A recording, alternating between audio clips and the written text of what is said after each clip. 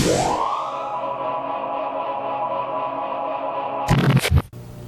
up, big dog? How you living, gangster? So look, I know what I said. I was gonna try to make a beat, or at least that's what the next video was going to be. But hear me out.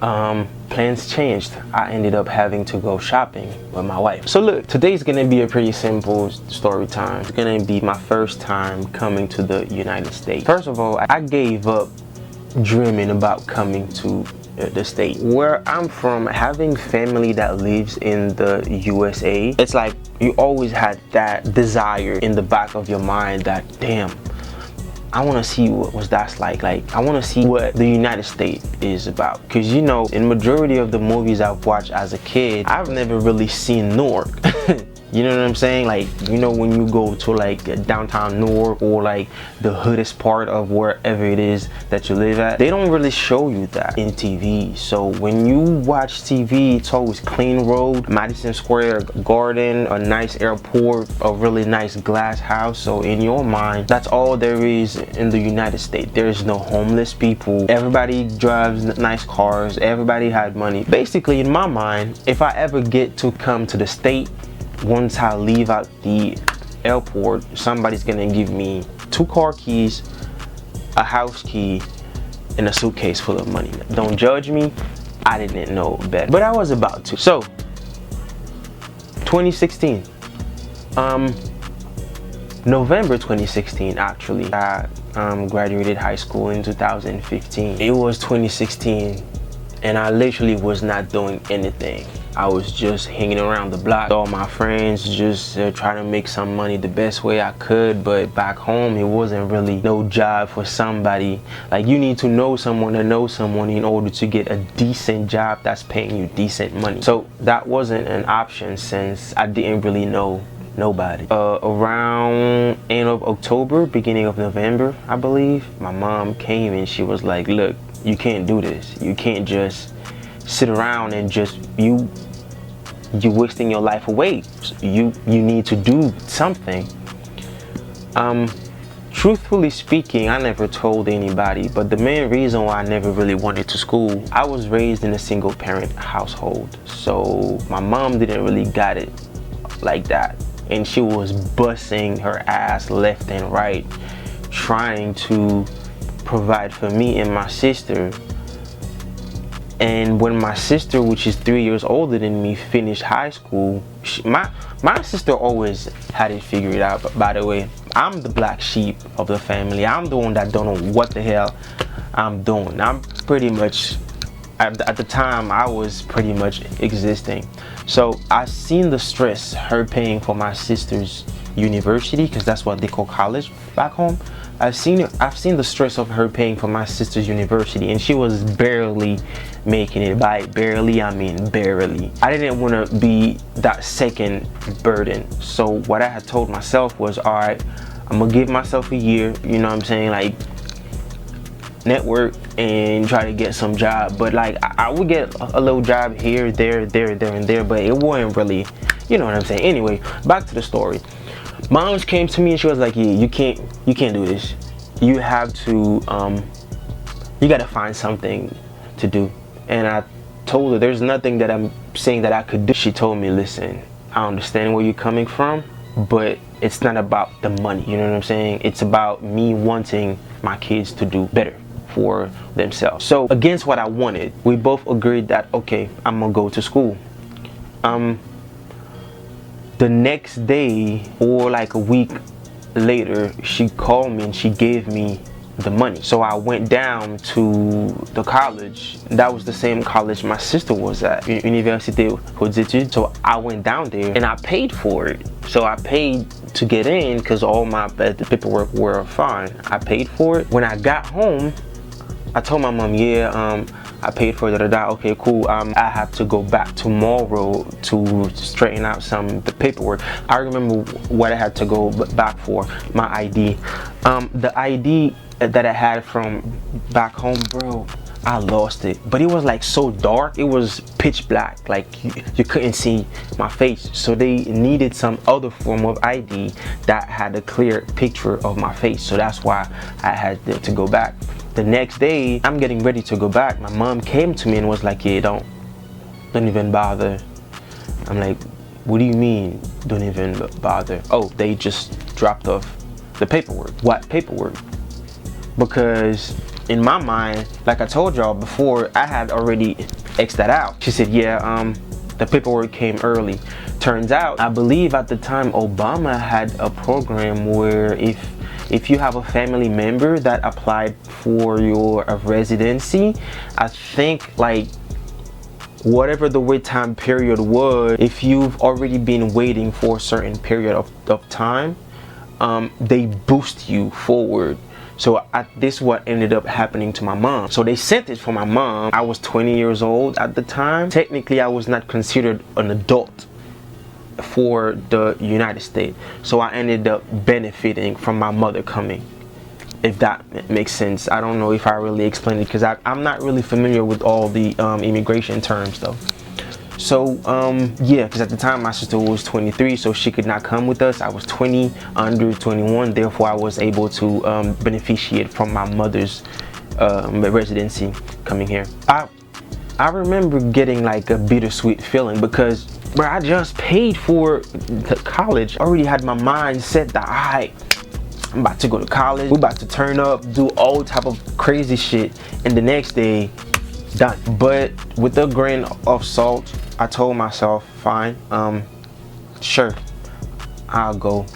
And it was a hassle. We had to borrow bread because we had to take a cab from our house straight to the embassy, and we ended up waiting for like a whole day trying to get all of our paperwork processed. We also had to get our passports. So by the time we got there, they gave us temporary visa that was good for a month. So they gave us temporary visa that was good from, no, actually no, because we had to wait 2 weeks to go and get them. We didn't make it to the embassy until the end of November. We did not make it to the embassy until the end of November, like November 28th or like 29th or something, because we had to send our passport first and then go back and get it.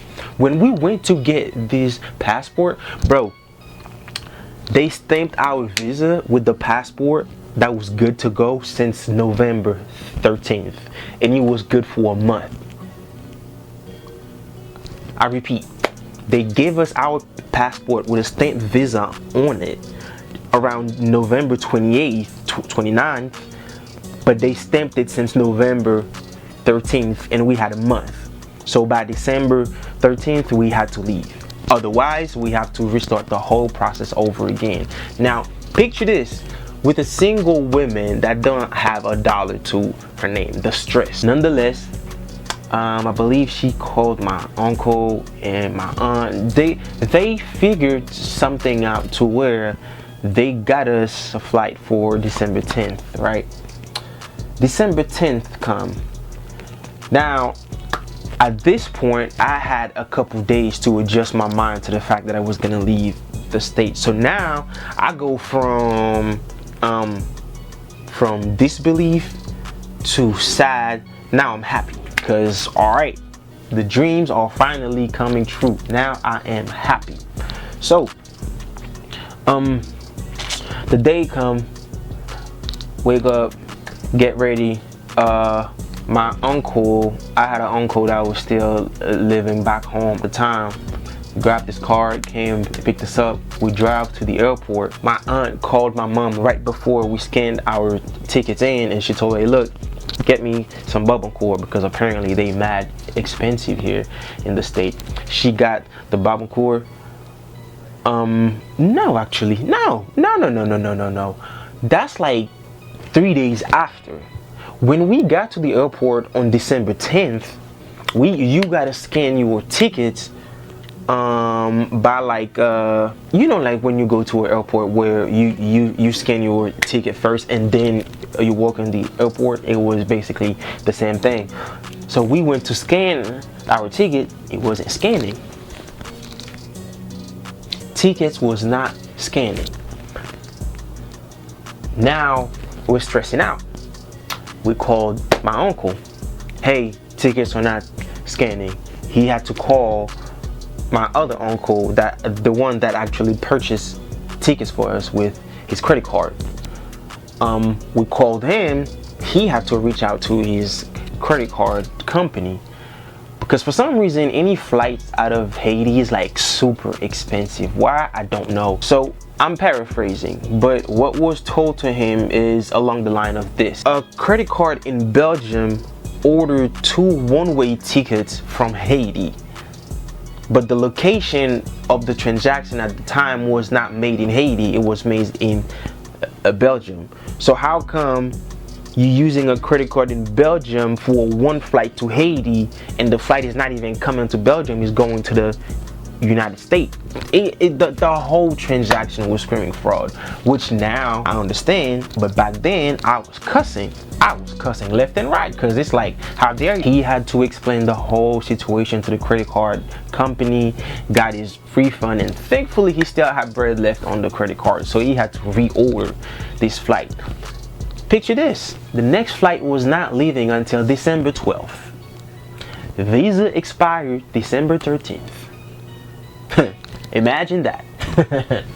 So now it's December 10th, so we had to drive back to the house. Mind you, I already said goodbye to everybody. A couple of older folk I ain't like, I already done cussed them folks out, tell them all kinds of words, because in my mind, oh yeah, we out, I'm going, right? So yeah, now imagine me having to go back and hide for a full day because I didn't want to deal with nobody, because I knew if I stepped out the house and some folks saw me, oh, you still here? You know what I'm saying? So it's like the night from the 11th to the 12th, I did not sleep. I ain't had an ounce of sleep.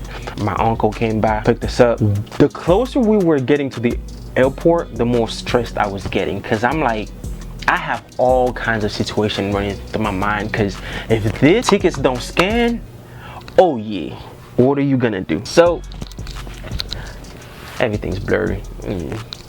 Hi, hello. So when we finally got to that airport, bro, we in line, like my heart has never beaten so fast. I'm stressing out. So we're in line waiting, and my mom went first. I went second. Oh yeah, we're good now. My mom called my aunt and was like, alright, we're good. And she's like, cool, pick that up for me. Fast forward, my aunt asked to talk to me, and she told me, your mom's knees are not that good, so you better off telling them you need a wheelchair now, because once you get to Miami's airport, it's big. All these stuff, they're walking around, she's not gonna be able to do it. That's what we did. Man, I can't explain the feeling of having to leave a country that you lived in for 20 years. Like, you used to all the ins and outs. We had like a little favela in the back. Like, I knew this whole spot. Like, everybody there, I grew up with them all. Everything that you not built, but everything that you are used to for 20 years, having to just one day you just pack up and you just leave everything behind. The best word I have for it is bittersweet, because it's bitter because you leaving everything behind, but it's also sweet because behind that bitterness was hope.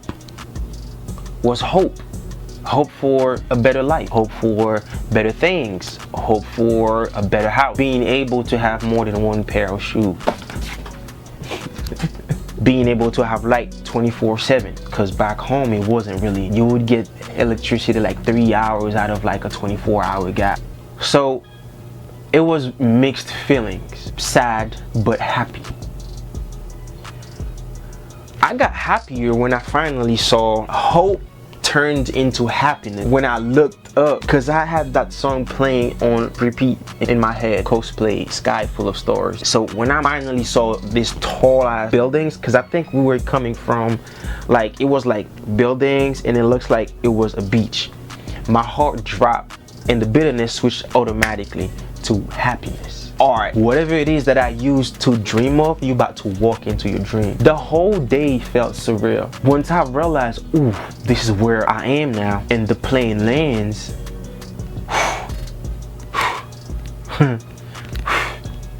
man, we're there now. We made it.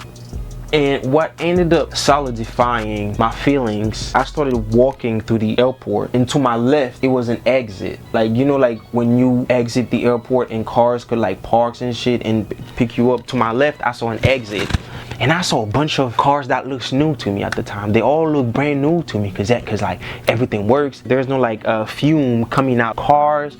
It's like, wow. So now at that time I started learning English by myself back home since I was like 15 years old. So by the time I was 20, I was able to express myself, but having a full-blown conversation with someone, negative. But I was able to tell whoever was pushing my mom's wheelchair at the time, hey, this is what I want, this is what she want, my name is, what's your name? The basic that you need to have a conversation, I knew them all. But I also told him, can you speak slowly, because there's certain words that you're gonna say I won't be able to fully understand it. By the time we got there, I think it was like already in the evening.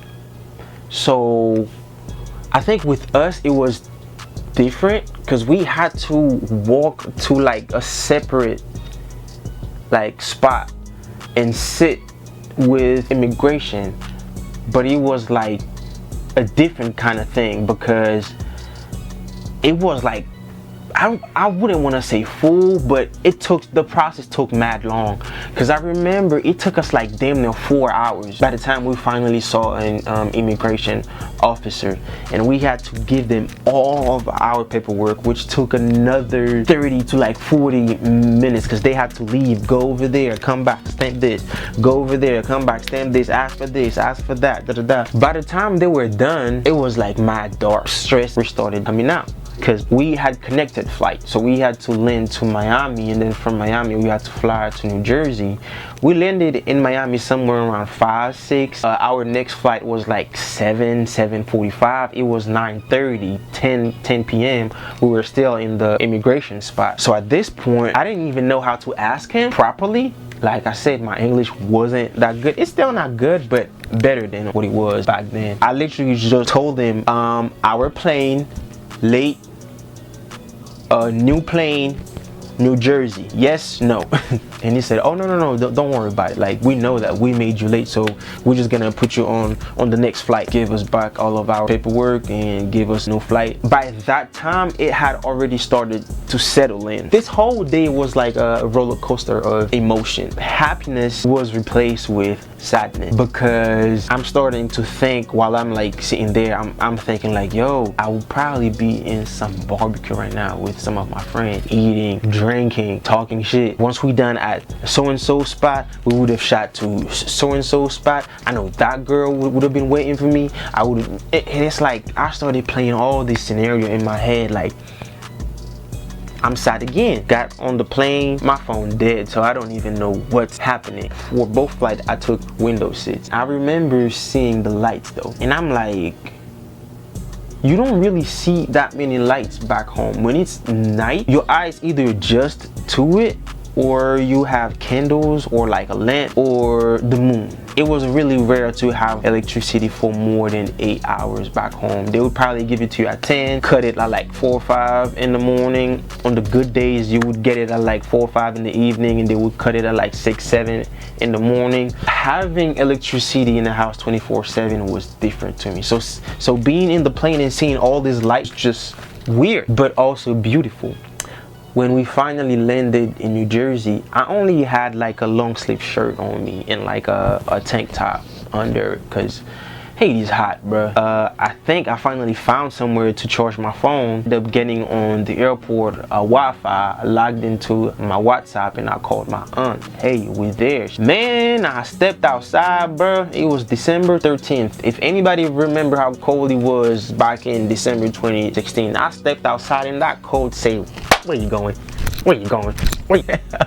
I've never felt such coldness in my life. My aunt told me, she smiled and she just hugged me and gave me a coat. She said, hey, put this on. Tell my mom, put this on. By that point, I was already tired, bro. And my aunt cousin was there. At this point, I'm tired. I just want to sleep. We got in the car, and it was the most beautiful ride I've seen. It's like I was a baby. Everything around me was new. The smell, the touch, the cars, the people. Not to take it on some like racial shit, but everybody back home got my skin the color. You might find 1 or 2 light skin, but it was rare. So you picture this, you go from a population that's like 90% or like 95% black and like 10% light skin, or like 5% light skin, and you flip that now. Less people your skin color. It's like a shock, but an amazed shock. Like, wow, the language, everything was just different. So I was just tired, quiet, and I was just taking everything in.